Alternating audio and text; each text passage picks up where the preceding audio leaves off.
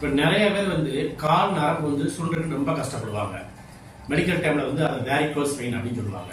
அப்போ அந்த வேரிகோஸ் வெயின்னா என்ன, அது எப்படி வருது அப்படிங்கிறத நம்ம வீடியோல பார்க்கலாம். இந்த மாதிரி முக்கியமான ஹெல்த் டிப்ஸ் உங்களுக்கு டெய்லி வேணும்னா நம்ம பேஜை சப்ஸ்கிரைப் பண்ணுங்க, ஃபாலோ பண்ணுங்க. இந்த வேரிகோஸ் வெயின்னா என்ன அப்படின்னு சொல்றதுனால மெயினா நம்ம காலில் இருக்கிற கஃப் மசில்ஸ் சொல்லுவாங்க. அதாவது மெடிக்கல் டைம்ல கெண்ட கால் கேள்விப்பட்டிருப்பீங்க. மெயினா அந்த கஃப் மசில்ஸ் மெயினா பார்த்தோம்னா மெடிக்கல் டைம்ல செகண்ட் ஹார்ட் அப்படிம்பாங்க.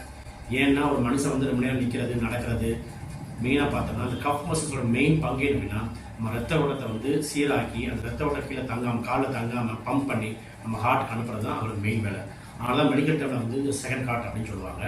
இந்த கஃப் மசில்ஸோட முக்கிய பங்கு அப்படின்னா நம்ம ரத்தத்தை சீராக கொண்டு போகிறது அதோட வேலையே.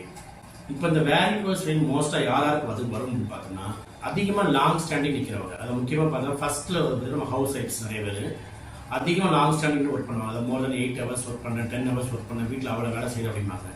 இந்த லாங் ஸ்டாண்டிங் இருக்கும்போது என்ன ஆகுனா ஒரு மோர் தென் 5 years 10 years ஆக என்ன ஆகுனா அவங்க காலில் லைட்டாக அந்த பச்சை நரம்புகள் வீண் நிறைய பேர் கேள்விப்பட்டிருப்போம். அதே மாதிரி இப்போ நிறைய கண்டக்டர்ஸ் எடுத்துக்கலாம், அடுத்து டிராஃபிக் போலீஸ் எடுத்துக்கலாம். அதிகமாக மில்லில் ஒர்க் பண்ணுறவங்க, சார் என்னோட ஒர்க் பண்ணுற இடத்துல மில்லில் நான் லாங் ஸ்டாண்டிங் முன்னே நின்றுட்டே வேலை செய்வேன் அப்படின்னு சொல்லுவாங்க. யாரெல்லாம் நம்ம லாங் ஸ்டாண்டில் அதிகமாக நின்று வேலை செய்கிறாங்களோ இல்லை லாங் அதிகமாக நடக்கிறாங்களோ அவங்களாம் மேக்ஸிமம் பார்த்தோம்னா இந்த வேரிகோஷன் வரதுக்கு வாய்ப்புகள் அதிகமாக உண்டு. பொதுவாகவே பார்த்தோம்னா இந்த வேரிகோஷன் பார்த்தோம்னா ஆங்கில மருத்துவத்தில் அது முக்கியமாக இந்த மாடர்ன் ட்ரீட்மெண்ட்டில் பார்த்தோம்னா சர்ஜரி ஒன்று தான் தீர்வு. ஆனால் நம்ம ஆயுஷில் அது முக்கியமாக ஹோமியோபதி அண்ட் ஆயுர்வேத சிகிச்சையில் இது சர்ஜரி இல்லாமல் இதை முற்றிலும் குணப்படுத்தலாம். ஸோ இதை மேற்கொண்டு இதை பற்றி தகவல் தெரியும்னா இந்த ஸ்கில் நம்பருக்கு கால் பண்ணி உங்கள் அப்பாயின்மெண்ட்டை புக் பண்ணிக்கோங்க.